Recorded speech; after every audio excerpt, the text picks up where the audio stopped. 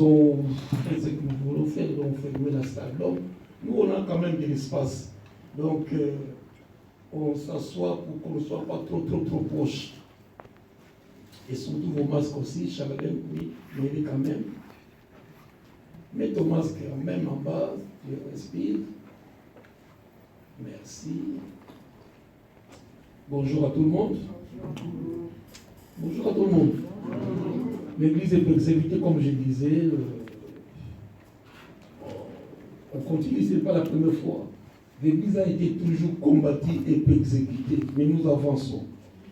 Celui qui a bâti cette œuvre, il est le véritable. Il a dit, je bâtirai mon église et les portes du séjour des morts.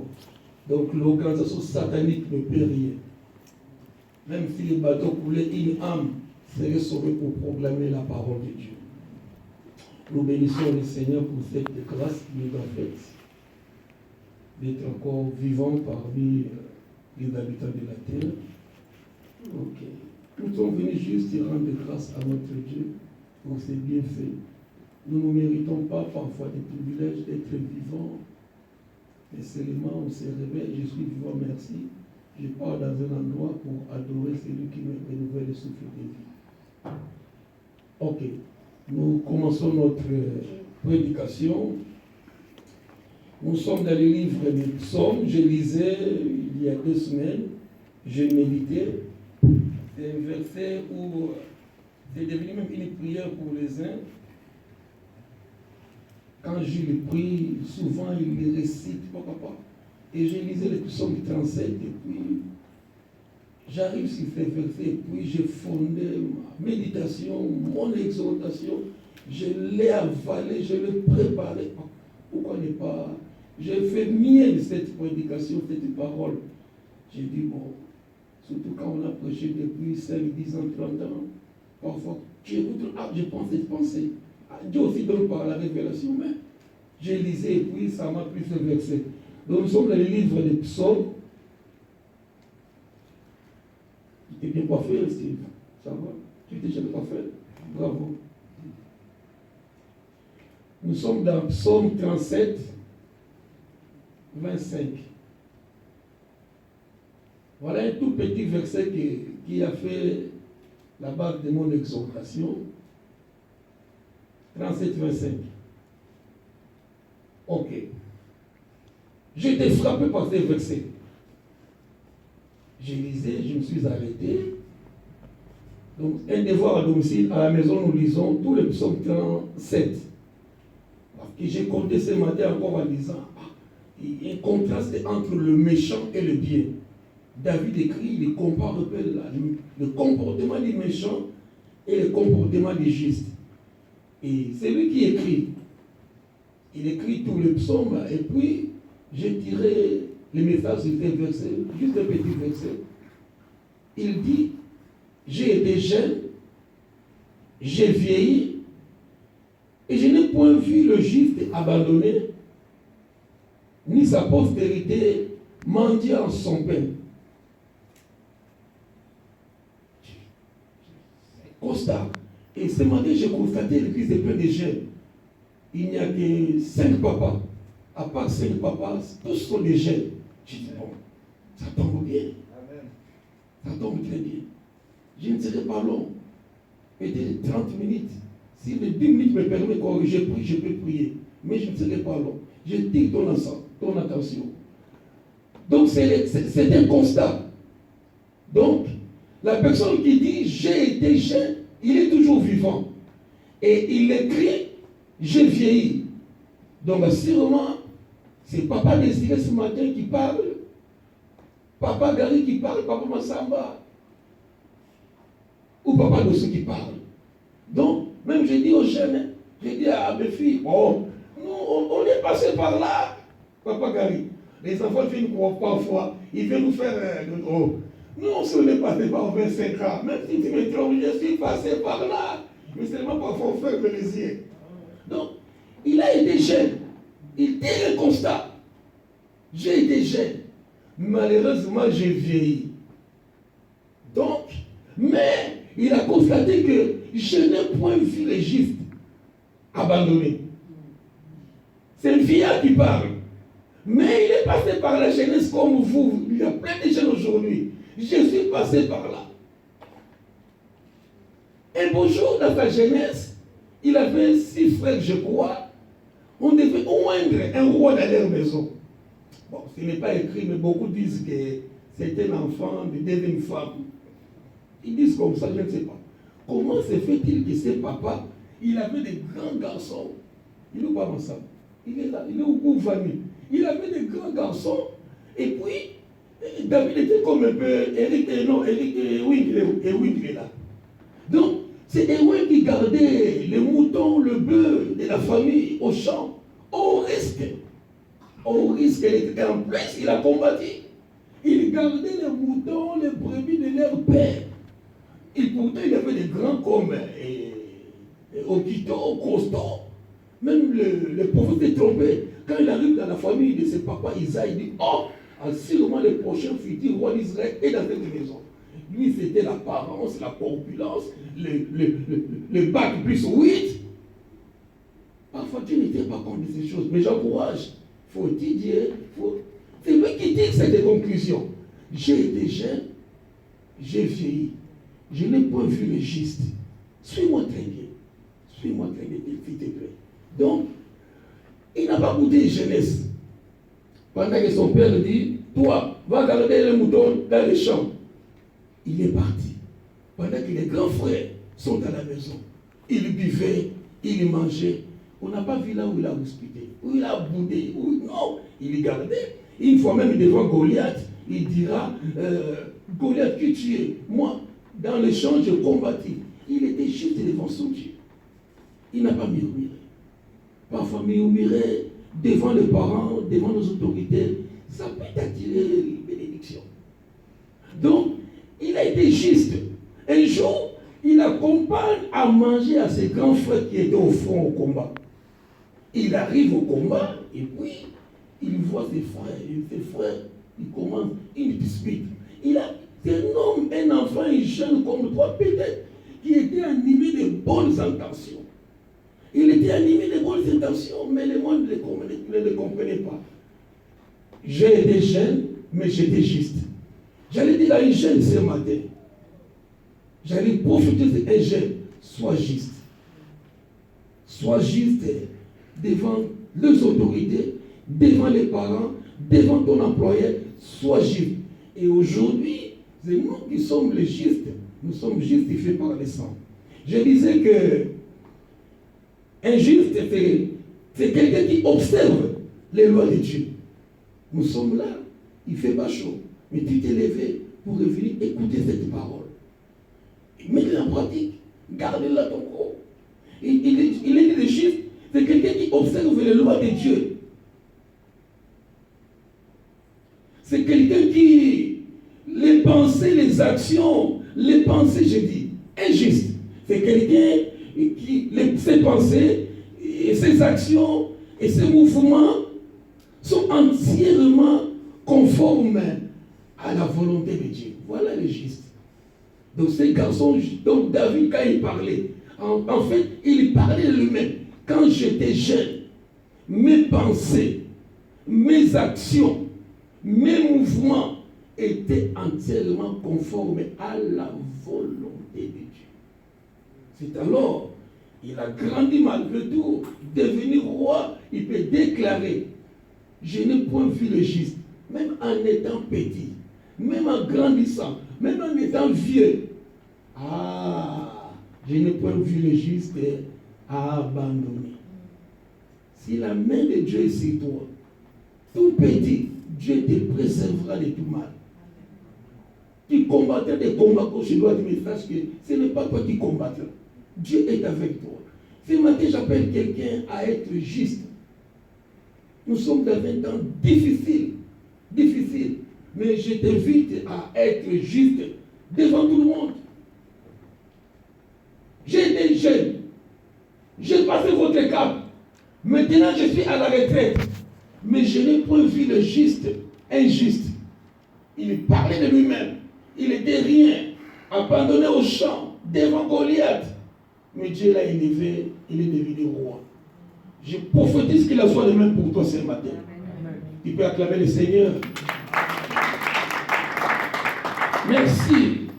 Je disais, je voulais quand même voir quels avantages pour être juste. Je dirais quelques avantages d'être juste dans la parole de Dieu. Ok.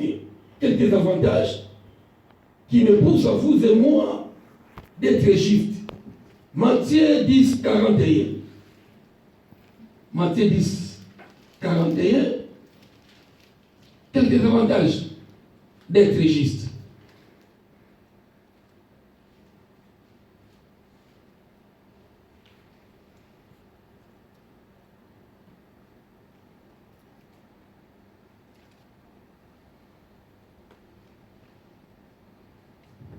Matthieu. Ok, mes lunettes, j'ai oublié mes lunettes là. Je disais Matthieu 10, 41.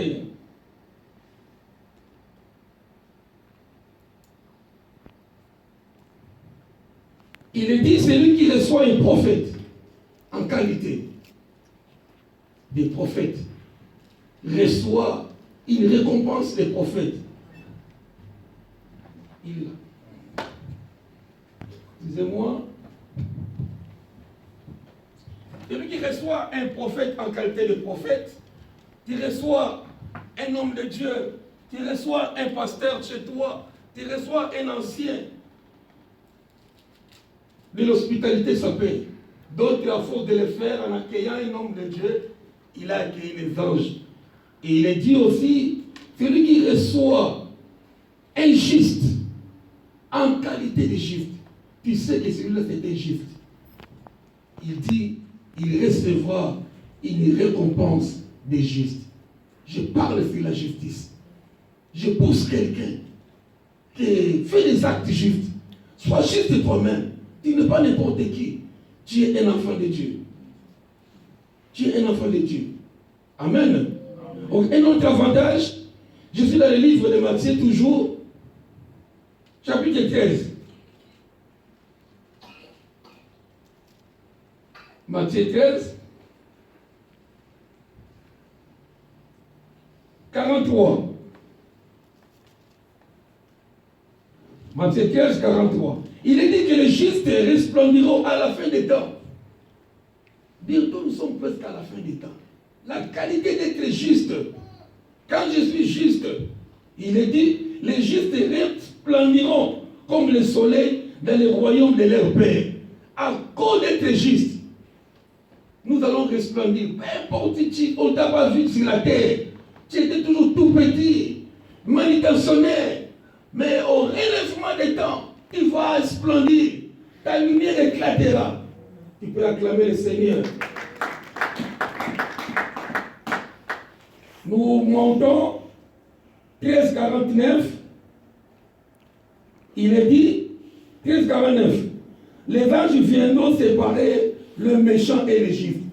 J'ai lu dans le psaume 37, j'ai récolté à peu près 17 mots méchants, un texte.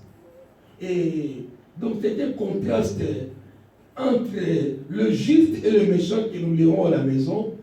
16 fois, 17 fois, on a parlé du méchant, mot méchant, et je crois 7 ou 8 fois les mots juste. J'ai dit Matthieu 13, 49. Matthieu 13, 49. C'est bon? Ok. Il est dit, il en sera de même à la fin du monde. Les anges de Dieu viendront séparer le méchant d'avec le juste. Nous avons intérêt, nos actions, nos pensées. Aujourd'hui, faire le bien, c'est devenir faire le mal. Quand tu fais le mal, il ne sait pas pour qui. Non, à la fin, nous aurons une récompense. Il en sera de même à la fin du monde. Les anges viendront séparer. Qu'on trouve une racine de méchanceté. La colère est différente de la méchanceté. Quand il est méchant, le diable a été toujours méchant. Il est dit la colère, le Seigneur, le jour où il est rentré dans le temple, il s'est mis en colère, il a chanté les gens qui vendaient. Seulement la colère, quand tu te mets en colère, ne pêche point. Garde tes émotions. On peut te mettre la colère, je dis te mis en colère. Mais quand on dit de quelqu'un méchant, c'est la tribu de l'ennemi. Évite. Travaille. Nous sommes appelés à travailler durement attaché. Travaille. Donc enlève toute racine de la méchanceté. Il n'y a pas de place l'amour méchanceté dans nos vies. Nous avons été justifiés, rachetés par le Seigneur. Nous montons, c'est les avantages d'être juste. Matthieu 25, juste à côté. Matthieu 25, 37. C'est ce qu'on encourage toujours. C'est l'histoire, la parabole. Non, c'est pas une parabole, c'est l'histoire vraie. C'est Jésus qui raconte, mets-moi Matthieu 25, 37. Et je vais commenter quand même ces petits versets. C'est ce que nous faisons actuellement. Parfois, on sous-estime, on ne sait pas pousser par quel esprit. Quand un homme de Dieu donne une orientation, je ne sais pas pourquoi disons on ne l'a pas fait. Quand il dit seulement, j'ai capté mes pensées, si on pouvait récolter de l'eau et les donner aux autres. Toi obéis, tu ne sais pas pourquoi. Mais moi je ne sais pas pourquoi cette pensée est venue. Je ne sais pas. Donc je suis quelqu'un qui prie, qui lit, une pensée travaille, je capte. C'est en fait dans ce titre-là. Les Dieu lui répondit, Seigneur, quand avons-nous vu avoir faim et t'avons-nous donné à manger ou avoir soif, t'avons-nous donné à boire? C'est un jour le Seigneur dira, j'avais faim, vous ne m'avez pas donné à manger. J'avais soif, vous n'avez pas donné à boire. J'étais nu, tu ne m'as pas donné une clinique. J'étais en prison, tu ne m'as pas visité. Jésus dit, tu fais quoi? Quand est-ce que toi tu étais nu, tu étais en prison, tu étais ceci là? Chaque fois que vous faites cela à un plus petit, c'est là où je pose un peu la pensée, récoltons de l'eau, nous irons donner aux autres. Parfois c'est une bénédiction de l'Église. L'Église est bénie en faisant ces gestes, on part évangéliser en donnant de l'eau et les pâtes aux uns et aux autres.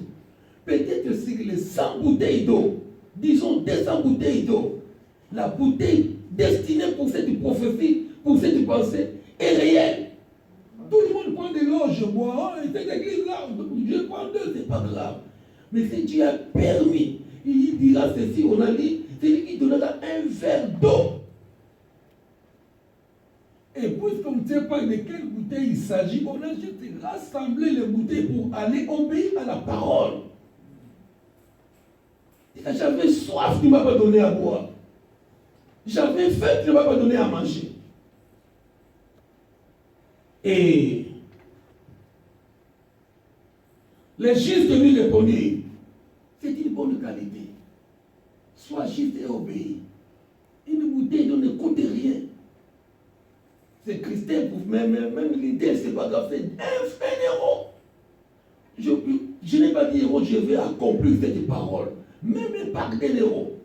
Les justes lui répondirent, Seigneur, quand avons-nous vu avoir faim? On se pose des questions. Un geste bénigne, petit, qui ne valent rien. Mais dans le royaume de Dieu, ça coûte énormément. Les justes, l'avantage d'être juste, c'est un avantage, je dis à quelqu'un ce matin. Quand avons-nous vu avoir faim? C'est la réponse des justes. C'est un avantage, je disais. Je montre encore. Bon, là, je peux ne pas le lire, c'est pas, je peux ne montre pas, je peux le. C'est la femme de Pilate. La femme de Pilate. Il devait, enfin, Pilate demain, Jésus devait être, c'est dans Matthieu 27, 19. Pilate devait passer le Seigneur Jésus au jugement. Et Jésus est appelé le juste. Cet homme juste. Et qu'a fait Dieu? C'est Dieu qui nous parle, l'ange de sommeil. Quand nous rêvons, c'est l'ange qui nous parle. Et l'ange de sommeil est parti parler à la femme de Pilate. La femme de Pilate, toute la nuit, est sommeillée. toute la nuit des cauchemars, combattit, dis à ton mari, fais attention à ces gestes. C'est pour nous dire, il n'y a pas raison de nous attaquer les uns les autres. L'exemple est donné pour nous-mêmes, le Seigneur Jésus. Et nous sommes les Jésus en miniature. La femme de Pilate n'a pas dormi. Les matins dit, mon mari, chéri, je t'aime. Fais gaffe avec cet homme. Fais gaffe avec cet homme. Cette nuit, je n'ai pas dormi. Cette nuit, j'ai eu des cauchemars, des attaques impossibles à cause de ces chiffres. C'est un avantage d'être juste, bien-aimé. C'est un avantage. Tu sais que quelqu'un est juste. Attention de toucher à ses cheveux. Parfois, on se tire des malédictions, on dit c'est les sorciers, c'est les... Non, parfois nous-mêmes. C'est l'église. On intercède le pleu. Mais nous sommes les champions. Excusez-moi de ne pas dire les jours, de critiquer. Si les temps qu'on critiquait, les temps qu'on disait de l'autre, on l'avait porté dans l'intercession. L'église est là pour intercéder les uns des autres. Il est dit prier les uns des autres. Priez les uns des autres. Wow.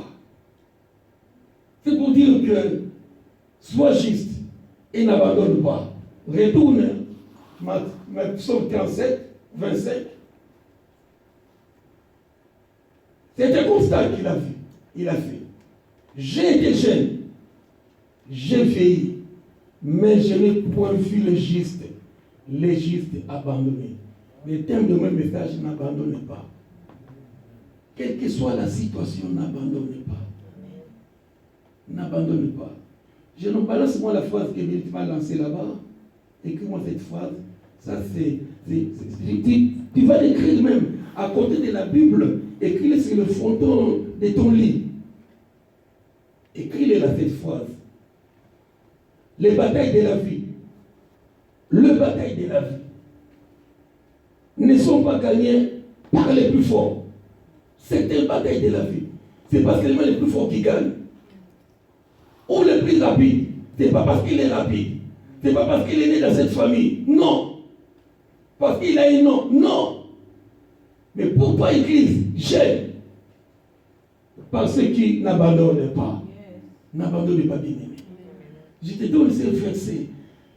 Charles, je te mets capital de l'église, tu prends mes paroles que j'ai à tout moment. Dieu ne fait pas exception, l'Esprit de Dieu ajoute ça aussi. Les batailles de la vie ne sont pas gagnées par les plus forts. J'ai vu quelqu'un, je ne sais pas s'il était mongol aujourd'hui, on peut dire mongol. On m'a dit que mongol c'est une juif, il ne faut pas dire mongol. Bon, c'est à l'école, donc lui, c'était le CP ici, nous c'est première année primaire. Première année primaire, il ne comprenait pas, il a échoué. Il a refait l'année. Il a échoué. Première année primaire, 3 fois première année. Surtout nous, ici vous avez votre type de crèche. Nous, au pays, il n'y a pas de crèche. Donc, obligé d'aller laisser l'enfant à l'école. Même s'il échoue, laissez-le à l'école. 3 fois, il a fait la première année primaire équivalent de CP ici. Un jour, je suis parti au pays. Mon Dieu! J'ai dit, mon Dieu, Dieu sait faire les choses. Il avait des problèmes même en première année primaire. Mais puisqu'il n'a pas abandonné. Donc nous étions maintenant 3e année primaire. Lui, il était toujours, il ne vaut rien. Et puis il est malade, c'est un mongol. Comme on a toujours murmuré. Mais sa maman a persévéré. Et l'enfant, quand on est parti en 4e primaire, lui, 2e. On peut dire, il double là. Il double là, on lui donne même les noms. Mais un jour comme ça, j'ai fait un voyage au pays. Donc, je disais, les batailles de la vie ne sont pas gagnées par les plus forts, ni par les plus rapides. Ce n'est pas parce que tu as un kilo, tu couvres. Non. La tortue marche lentement, mais sûrement aussi. Tu peux échouer aujourd'hui, tu peux échouer demain, mais persévère. Je dis à quelqu'un persévère. Donc je disais, retourne un peu au verset du jour. J'ai été jeune. C'est un constat que cet homme a fait. J'ai été jeune. J'ai vieilli. Je n'ai point vu le juste abandonné. N'abandonnez pas. N'abandonnez pas. Je ne sais pas si tu avais une pensée d'abandonner. Je ne sais pas si tu veux arrêter quelque chose. Le contraire, c'est attache-toi. Sois persévérant. Sois persévérant aux choses de Dieu. Sois persévérant à la vie. Tu n'es pas seul, le Seigneur est avec toi. Je ne point vu le juste et abandonné. N'abandonne pas bien-aimé. Les batailles de la vie, ce n'est pas les plus forts ou les plus rapides, mais c'est ceux qui n'abandonnent point. Il est l'autre mot qui est venu. Je n'abandonne pas. Alors, ni sa postérité menteur du pain. La postérité. Maintenant, c'est nous les vieux. La postérité, c'est comme la descendance. Ce qui sort de toi. La postérité, c'est la famille. La postérité, c'est les enfants. Donc, si je comprends ces versets, je ne peux plus le juste abandonner, ni sa postérité. Je m'attends, c'est le mot postérité. Tu es obligé, bien-aimé, en tant qu'enfant de Dieu. Parfois, il faut lire le texte dans son contexte. Donc, pour avoir une postérité, donc il faut une femme. Pour avoir une postérité, il faut un homme. Donc, le mariage est possible. Trouver un homme, c'est possible, c'est biblique. Parce que sans femme, sans homme, tu ne feras pas de postérité. Ok. Que je trouve une femme ou un homme, c'est les enfants qui feront la postérité. Je parle à quelqu'un ce matin. Donc, il faut tenir aussi le mot postérité. Je ne parle ni fils de postérité mendiant, c'est-à-dire manquer. Demander à manger dans la rue. Il dit non. Si tu es juste, tu as combattu les bons combats. Si ton Dieu est avec toi, donc ta postérité ne manquera pas du pain. Ta postérité. Donc, j'aurai une femme. Qu'on le veuille ou non, moi j'aurai une femme. Qu'on le veuille ou non, le mari viendra. Qu'on le veuille ou non, j'aurai des enfants. J'allais dire, quand je préparais l'exhortation, je dis, parfois, on n'a pas la foi. On n'a pas la foi. Et oui, un jour, si tu comptes, je prends un exemple, et oui, tu comptes te marier, tu auras combien d'enfants? Tu ne sais pas. Il ne sait pas. Il ne sait pas. C'est un hasard. Non, c'est le moment de décider. C'est la postérité. Il faut rentrer dans la postérité. Maintenant, tu vas discuter avec ta femme. Toi, tu vas avoir une pensée. Seigneur, quand je serai prêt de me marier, quand tu me donneras une femme, moi j'aurai X enfants. Disons, moi, j'aurai 4. Et quand tu trouves une femme, lui, vous discutez. C'est la foi, c'est par la foi, bien aimé. Ne reste pas là. Un jour, je vais me marier. Combien d'enfants? Non. Un autre. C'est pas. Eric, il a déjà des enfants. Getty, quels sont les noms que tu as préparés pour tes enfants? Les noms, Tu as déjà les enfants? Non. Ok. Tu as déjà préparé les noms? Ok, ça c'est la foi. C'est un homme de foi. On acclame le Seigneur. Voilà un homme de foi. Donc, je suis jeune. J'attends un jour le mariage, je ne sais même pas combien d'enfants j'aurai. Les noms, c'est alors quand je marque les noms de mes enfants, mes futurs enfants, il s'appellera Paul, André, Thomas, je ne sais pas, une fille Henriette. C'est chaque soir avant de dormir. Henriette, tu viendras. Thomas, tu viendras. Myriam, tu viendras. Je parle à quelqu'un ce matin. Je parle à quelqu'un ce matin. Parfois les choses tardent parce que Dieu voit en toi, tu n'es pas encore prêt. Tu ne sais pas combien d'enfants tu auras. Tu ne sais pas si ta femme sera blanche, ou sera antillaise, ou sera. Tu t'attends. Dieu n'aime pas les tâtonnements. Sois précis dans tes prières. Donc, moi j'écris dans mon carnet une femme telle, nombre d'enfants, leur nom. Je commence à prier. Maintenant, j'appelle la postérité n'est pas manquer du pain. Nous acclamons le Seigneur, Jésus. Ce n'est pas une honte, bien aimé. Ce n'est pas une honte. Il faut être précis devant Dieu. Ici, postérité mondiale du pain. Le pain, c'est l'image du bien-être. Notre Père, donne-nous notre pain quotidien. C'est une prière concernant. C'est pas seulement le pain. Dans le pain, il y a la voiture. Dans le pain, il y a moi, j'achèterai une maison. Dans les pays, moi, je ferai des affaires. Je voyagerai. Tout ça, c'est le bien matériel. Dieu n'est pas contre. Nous le trouvons. Ça possédé mendiant son père. Tu ne mentiras pas. Tu ne mentiras pas. Si tu lis tous les versets 37, tu verras, nous prêterons, nous n'emprunterons pas. Il est trop beau ce texte. Il est trop beau. Il est trop beau. Il est trop beau. N'abandonnez pas. Tu as un projet pour acheter une maison. Ce n'est pas parce que le banquier a dit non. Le premier banquier a dit non. Ah, je laisse non. Persévère. Persévère. Non. Mon titre, je finis. Je peux commencer à ajouter au rappel de temps. Il dit n'abandonnez pas. J'ai dit à quelqu'un, regarde ton frère, regarde ta sœur. Dis n'abandonnez pas. N'abandonnez pas. N'abandonnez pas, bien-aimé. N'abandonnez pas. N'abandonnez pas. N'abandonnez pas. N'abandonnez pas. Si quelqu'un, je l'ai dit encore, je ne sais pas si c'est au mélange du tout, si c'est un projet des maisons vitales, parce que tu veux avoir quand même tes enfants dans un complexe, très bien. Si c'est un CDI qui te manque, tout ça c'est là, ça pose tellement mais manquera de rien. Si c'est un CDI que tu cherches, si c'est un fiancé, si c'est une fiancée, si c'est une maison, si c'est un voyage, si c'est créer une entreprise, pourquoi pas? Si c'est une entreprise que tu comptes faire, je ne sais pas moi, si tel est le cas, tout projet que tu as, je t'appelle, viens, on va prier ensemble. Viens, on va prier, il me reste 10 minutes. Il me reste 10 minutes, frère.